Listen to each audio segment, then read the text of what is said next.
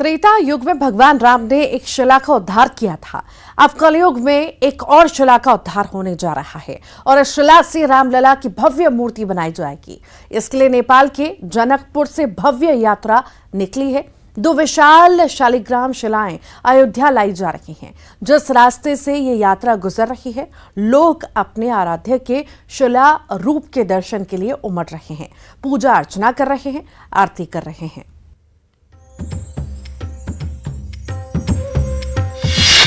जनकपुरी से निकली शालिग्राम की सवारी।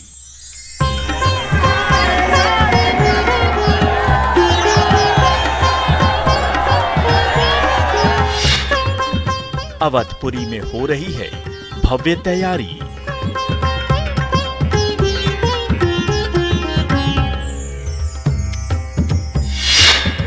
ये शिला अहिल्या नहीं, श्री राम बनेगी।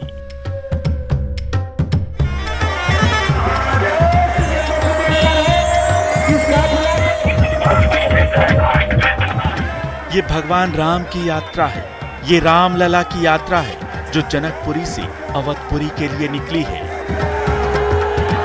और ये शिला कोई आम शिला नहीं बल्कि दिव्य शिला है। त्रेता युग में भगवान राम ने एक शिला का उद्धार कर माता अहिल्या को शाप मुक्त किया था। अब कलयुग में इस दिव्य शिला का उद्धार होगा और इससे मर्यादा पुरुषोत्तम भगवान राम की भव्य मूर्ति बनेगी।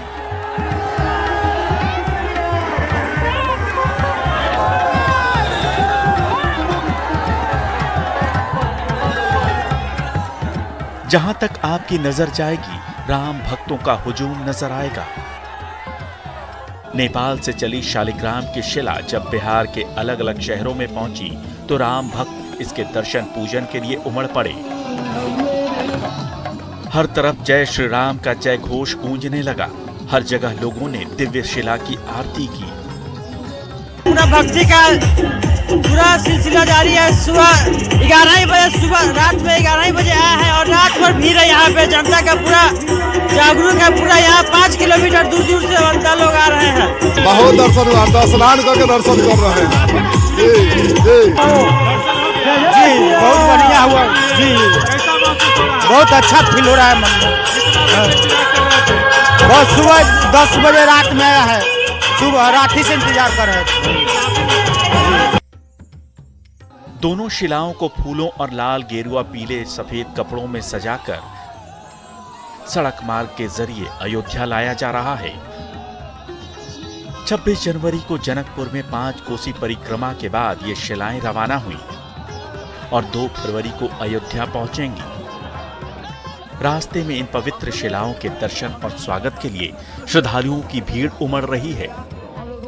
लोग इन शिलाओं को साक्षात भगवान का रूप मानकर पूजा अर्चना कर रहे हैं, भजन कीर्तन कर रहे हैं। आइल बानी सो वहाँ से भगवान जी से, सीता जी से हमनी दर्शन करे खातिर आइल बानी सो। हमनी के दुख छोड़ाई, फैन बना रखम तो हम जाम सो युद्धो जाम सो वहाँ से हम दर्शन करे। राम जी की शिला जा रही है के लिए जा रहल बा। फिर हमनी के निमन से राखे, लड़का सियान के निमन से राखे, हमनी फिर जाम सो। क्या मंगल, अभी आप गीत गा रही थी, मंगल गीत सुनाएंगे? मंगल गीत गा रही थी। सुन राम हरे राम, राम हरे हरे, हरे राम, राम राम हरे हरे। जो अयोध्या में जो राम मंदिर बन रहे हैं उसमें जो है इस पत्थर का राम जी और सीता जी का जो है प्रतिमा बनाया जाएगा। जो अयोध्या में देश और विदेश के राम भक्त जो श्रद्धालु हैं वह जो है दर्शन करने जाएंगे। आज जो पत्थर जा रही है, आज मेसी सहित सभी जो है रोड पर हजारों लोग की संख्या में वह शिला पूजन करने के लिए लोग यहाँ उपस्थित है। सबसे पहले मैं जितने राम भक्त जो हमारे भक्त हैं जो जमा है उनको शुभकामना दूंगा। जिधर से ये शिलाएं गुजर रही हैं, लोग माथा टेक रहे हैं, फूल चढ़ाकर मनोकामना मांग रहे हैं। नेपाल सरकार की अनुमति के बाद नेपाल की शालिग्रामी नदी से इन शिलाओं को निकालने से पहले धार्मिक अनुष्ठान किए गए। नदी से क्षमा याचना की गई। विशेष पूजा की गई। उसके बाद इन शिलाओं को अयोध्या के लिए रवाना किया गया। त्रेता युग जिस तरह रिश्ता हम लोग उस समय एक प्रागड्य जोड़ने में हम लोग सफल हुए थे, वही चिराई कामना के लिए फिर इस बार भी हम लोग विधि विधान के साथ रामलला का प्रतिमा निर्माण हेतु ये शिला सौगात स्वरूप, इसमें हम लोग बहनोई राम, दुल्हा राम, आप जानते हैं जनकपुर वासी धन्य हैं इस रिश्ता से। और आज वही शिला फिर हम लोग फिर रामलला का प्रतिमा बनने जाएंगे। वो नेपाल के पोखरा से निकली शालिग्राम शिला यात्रा भारत नेपाल सीमा पर जटही बॉर्डर से होते हुए बिहार के मधुबनी पहुंची। इसके बाद दरभंगा होते हुए मुजफ्फरपुर पहुंची। शालिग्राम शिला की सवारी पूर्वी चंपारण, गोपालगंज, कुशीनगर, गोरखपुर, संत कबीर नगर और बस्ती होते हुए 2 फरवरी को अयोध्या पहुंचेगी। इस दौरान बिहार में 51 जगहों पर शिला का पूजन किया गया। शिला यात्रा के साथ साथ करीब 100 लोग चल रहे हैं। यात्रा मार्ग पर जगह जगह सभी के ठहरने का इंतजाम है।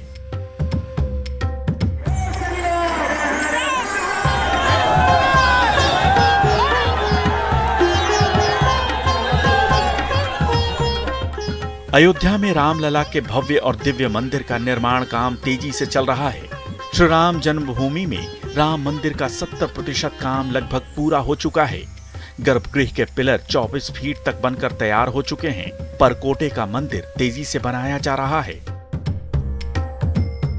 राम मंदिर का निर्माण काम 3 फेज में होना है। पहले फेज का काम दिसंबर 2023 में पूरा हो जाएगा। इसमें गर्भगृह भी शामिल है। जनवरी 2024 में मकर संक्रांति के दिन इसी गर्भगृह में सोने के सिंहासन पर रामलला विराजमान होंगे। माना जा रहा है कि जनवरी 2024 में मंदिर में दर्शन पूजन शुरू हो सकेगा। राम मंदिर का दूसरा चरण दिसंबर 2024 में, जबकि 2025 तक मंदिर पूरा आकार ले चुका होगा। Bureau report, news 18।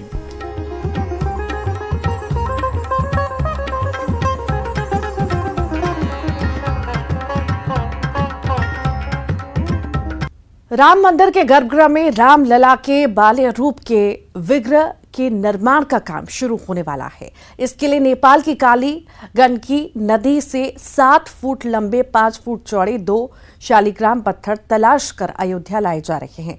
सवाल है कि आखिर इतनी दूरी तय कर नेपाल की गंडकी नदी की शिला से ही रामलला की मूर्ति क्यों बनाई जाएगी? क्या इसके पीछे कोई ऐतिहासिक, पौराणिक, धार्मिक और वैज्ञानिक महत्व है? आखिर क्यों खास है शालिग्राम शिला? देखिए इस खास रिपोर्ट में।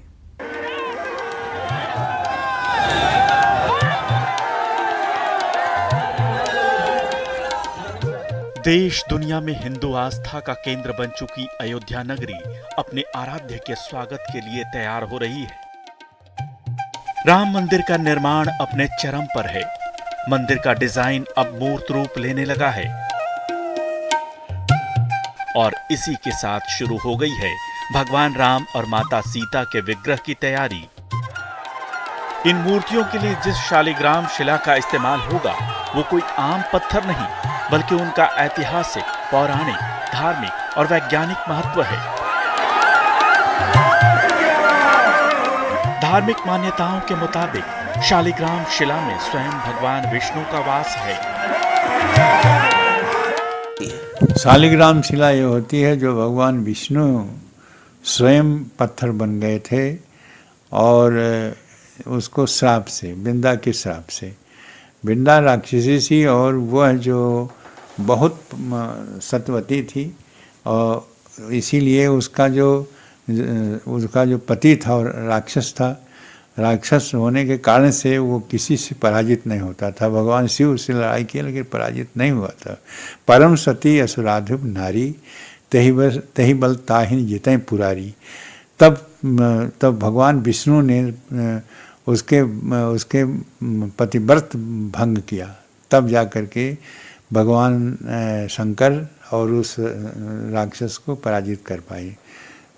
तो पराजित होने के बाद में जब इसको पता चला तब इसने शाप दे दिया कि जाओ तुम पत्थर हो जाओ। तो उन्होंने श्राप दिया जाओ तो तुलसी हो जाओ, तो वही वृंदा तुलसी हो गई और ये जो भगवान विष्णु थे वो पत्थर हो गए। रामलला की मूर्ति के लिए शालिग्राम शिलाओं का इस्तेमाल होगा। इसके लिए नेपाल की गंडकी नदी से 2 विशेष शालिग्राम शिलाओं को अयोध्या लाया जा रहा है। इन शिलाओं का वजन 40 टन है। 7 फुट लंबे और 5 फुट चौड़े आकार की ये शिलाएं करीब 6 करोड़ साल पुरानी हैं। माना जा रहा है कि ये पत्थर अभी 1 लाख साल और बरकरार रह सकता है। शालिग्रामी पत्थर बेहद मजबूत होते हैं, इसीलिए शिल्पकार बारीक से बारीक आकृति उकेर लेते हैं। मूर्तिकार इन शालिग्राम शिलाओं को भगवान राम और मां जानकी की मूर्ति का आकार देंगे। धार्मिक मान्यता है कि भगवान विष्णु ने ही त्रेता युग में भगवान राम का मानव रूप लेकर लीला की थी। माना जाता है कि यह पत्थर भगवान विष्णु का स्वरूप है। इसका वर्णन रामचरितमानस में भी है। इसीलिए शालिग्राम शिला से बनी भगवान राम और माता जानकी की मूर्तियों को राम मंदिर के गर्भगृह में स्थापित किया जाएगा। लेकिन जो बनेगी बहुत सुंदर बनेगी, बहुत अच्छी बनेगी, बहुत पवित्र, स्वयं वो पत्थर ही पवित्र है। और यहाँ पत्थर को जब बनाया जाता है किसी अन्य पत्थर को, तो बाद में उसको प्रतिष्ठित करने के लिए तमाम उसकी पूजा अर्चना होती है, उसका प्राण प्रतिष्ठा होती है। और ये प्राण प्रतिष्ठित मूर्ति इतने बड़े, यदि छोटा सा भी शालिग्राम के पत्थर है तो वह स्वयं पूजित है और स्वयं प्रतिष्ठित है, वहाँ कोई किसी प्रकार के प्राण प्रतिष्ठा नहीं करना पड़ता है। तो ये जो बन करके तैयार होगी भगवान राम की मूर्ति, वो अद्भुत होगी और बहुत ही महत्वपूर्ण है ये। शालिग्राम पत्थर नेपाल के मुक्तिनाथ काली गंडकी नदी के तट पर ही मिलता है। इस विशेष पत्थर की तलाश में एक टीम महीनों से जुटी थी। विज्ञान के मुताबिक यह पत्थर एक तरह का जीवाश्म है, लेकिन इसका धार्मिक महत्व बहुत ज्यादा है। शालिग्राम पत्थर को भगवान विष्णु यानी भगवान शालिग्राम माना जाता है और इनकी पूजा की जाती है। ऐसी मान्यता है कि इसे किसी भी जगह स्थापित कर पूजा करने से वहां लक्ष्मी जी का वास होता है। इन्हीं मान्यताओं को ध्यान में रखते हुए अयोध्या में शालिग्राम शिलाओं से भगवान राम की मूर्ति तैयार करने का निर्णय लिया गया है। कोई भी शुभ काम यदि होता है तो उसको लोगों की मान्यता है, और विशेषकर ये व्यवहार दृष्टि से होता है। शुभ काम कैसे हो, कहाँ से शुरू हो, तो वहाँ से यदि माता जी के मायके से ये आ रहा तो बहुत अच्छी बात है। वो शुभ, एक तो शुभ सारे काम शुभ ही होना है, और पत्थर भी आएगा, उसकी मूर्ति बनेगी, उसके मूर्ति प्राण प्रतिष्ठा होगी, व्यवस्थित होगा, सब कुछ होगा और वह अद्भुत रूप होगा। इसलिए इस अद्भुत रूप के लिए जो नेपाल के सहयोग हो रहा है बहुत ही महत्वपूर्ण है। जिस काली गंडकी नदी से शालिग्राम पत्थर को निकाला गया है उसे नेपाल में शालिग्रामी और मैदानों में नारायणी और सप्त गंडकी भी कहते हैं। हिंदू ग्रंथों में उल्लेखित सदानीरा और नारायणी नदी भी यही है। ये नदी हिमालय से निकलकर दक्षिण पश्चिम नेपाल में बहती हुई भारत के बिहार और उत्तर प्रदेश में प्रवेश करती है और पटना के पास सोनपुर में गंगा नदी में मिल जाती है। इसी पवित्र नदी के गर्भ में जीवित शालिग्राम पाए जाते हैं, जिसे शास्त्रों में साक्षात विष्णु का स्वरूप माना गया है। अयोध्या में भगवान राम की सांवली प्रतिमा इसी तरह की शिला से बनी है। राम जन्मभूमि के पुराने मंदिर में कसौटी के कई स्तंभ इन्हीं शिलाओं से बने थे। Bureau report, news 18।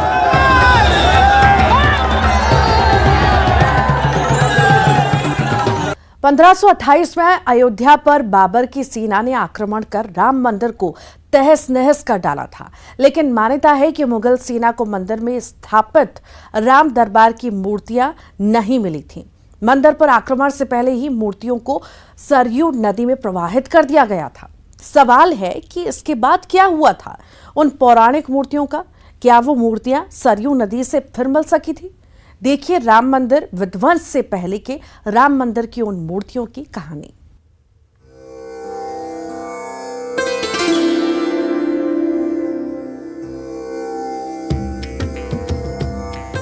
सरयू तट पर बसी भगवान राम की नगरी अयोध्या अपने ऐतिहासिक धरोहरों और धार्मिक आस्था के लिए पूरे विश्व में विख्यात है। इस पौराणिक नगरी के कण कण में भगवान राम का वास है। इसी अयोध्या में एक काले राम का पौराणिक मंदिर भी है। जनश्रुतियों में ये कथा प्रचलित है कि जब बाबर की मुगल सेना ने अयोध्या पर आक्रमण किया तो राम मंदिर के पुजारी ने राम पंचायतन यानी राम दरबार की मूर्तियों को सरयू नदी में प्रवाहित कर दिया।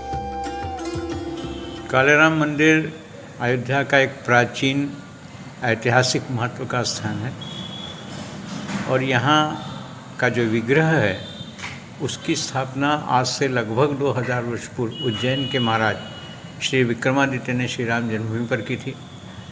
बाबर बादशाह का आक्रमण हुआ उस समय तत्कालीन सिद्ध संत श्री श्यामानंद सरस्वती जी ने उन मूर्तियों को मुगलों के आक्रांताओं के जो है कारण उसको सरयू में प्रवाहित कर दिया और वो विग्रह 220 वर्ष नदी में रहा। राम की पैड़ी पर स्थित काले राम मंदिर को करीब 2000 साल पहले राजा विक्रमादित्य ने पुनर्स्थापना कर राम मंदिर का निर्माण कराया था। 1528 में अयोध्या पर बाबर की सेना का आक्रमण हुआ। राम मंदिर के तत्कालीन संत श्यामानंद सरस्वती ने मुगलों की सेना से बचाने के लिए राम दरबार की मूर्तियां सरयू नदी में प्रवाहित कर दी। सरयू में ये मूर्तियां करीब 220 साल तक रही। इसके बाद 1748 में महाराष्ट्र के एक ब्राह्मण को भगवान राम ने सपने में आकर मंदिर निर्माण का आदेश दिया। सन 1748 के आसपास महाराष्ट्र के एक ब्राह्मण हुए। वो नदी किनारे रहकर तपस्या करते थे। तपस्या करते समय उनको भगवान का दर्शन और आदेश हुआ, नागेशम सन्निधो तत्र इमाम मूर्ति जी योजय तत्रैव मम सानिध्यम सदा भूततेज। ये नागेश्वरनाथ मंदिर जो कि प्रसिद्ध शिव जी का मंदिर है, उसके पास में मेरी स्थापना करो, वहाँ मेरा सानिध्य रहेगा, ऐसा उन्हें आदेश हुआ। और दूसरे दिन स्नान करने के लिए वो श्री सरयू जी में गए। वहाँ पर सरयू जी में उनको राम पंचायतन अर्थात राम लक्ष्मण सीता भरत शत्रुघ्न ये पांचों विग्रह समग्र रूप में एक साथ प्राप्त हुए और उसको ला करके उन्होंने यहाँ पर स्थापित किया। मूर्तियाँ प्राप्त होते समय सबसे पहले उनके मुख से यही शब्द निकला कि काले राम जी मिल गए, इसलिए उनका नामकरण काले राम जी हो गया। 1748 में महाराष्ट्र के एक ब्राह्मण सरयू के किनारे तपस्या कर रहे थे। सरयू में स्नान के दौरान उन्हें मूर्तियां मिली। इन मूर्तियों को नागेश्वरनाथ मंदिर के ठीक पीछे काले राम मंदिर में पुनर्स्थापित किया गया। मान्यता है कि तब से इस मंदिर के पुजारी महाराष्ट्र के ही ब्राह्मण होते हैं। अयोध्या के 7 प्रमुख स्थानों में काले राम मंदिर का भी विशेष स्थान है। मान्यता के मुताबिक काले राम के दर्शन के बिना राम नगरी का दौरा अधूरा माना जाता है। Bureau report, news 18। और इसी के साथ ही हमारी इस खास पेशकश में इतना ही।